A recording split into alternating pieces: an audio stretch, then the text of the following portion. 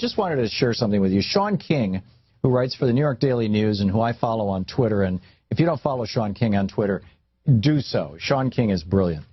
And he writes regularly for the New York Daily News. And he wrote this piece called Why I'll Never Stand Again for the Star-Spangled Banner. And I just want to share 3 paragraphs from Sean's piece about this. He says, first off, he's talking about the Star-Spangled Banner. He says, first off, the song, which was originally written as a poem, didn't become our national anthem until 1931, which was 117 years after Francis Scott Key wrote it. Most of us have no true idea what in the hell we've been hearing or singing all these years. But as it turns out, Key's full poem actually has a 3rd stanza, which few of us have ever heard. In it, he openly celebrates the murder of slaves. Yes, really. It goes like this.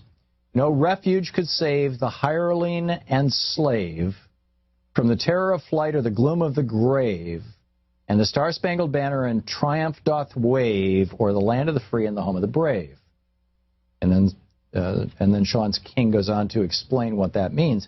He says, well, it's always been known that the song was written during American slavery, and that when those words about this nation being the land of the free didn't apply to the millions who had been held in bondage, few of us had any idea that the song itself was rooted in the celebration of slavery and the murder of Africans in America who were being hired by the British military to give them strength, not only in the War of 1812, but in the Battle of Fort McHenry in 1814.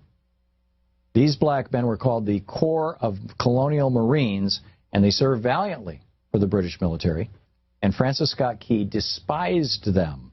He was glad to see them experience terror and death in war, to the point that he wrote a poem about it, and that poem is now our national anthem. While I fundamentally reject the notion that anyone who owned other human beings was either good, moral, or decent, Francis Scott Key left absolutely no doubt that he was a stone-cold bigot. He came from generations of plantation-owning bigots. See, I don't call them plantations anymore. I call them concentration camps. But anyhow, they got wealthy off of it. Key, as District Attorney of Washington, fought for slavery and against abolitionists every chance he got. Even when Africans in D.C. were injured or murdered, Francis Scott Key stood strong against justice for them. He openly spoke racist words against Africans in America.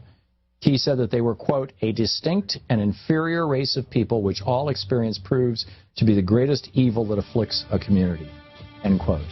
This is in the context of Colin Kaepernick's refusal to stand for the Star-Spangled Banner. Sean King nails it, as Sean King so often does. And it's just a brilliant piece. Check it out.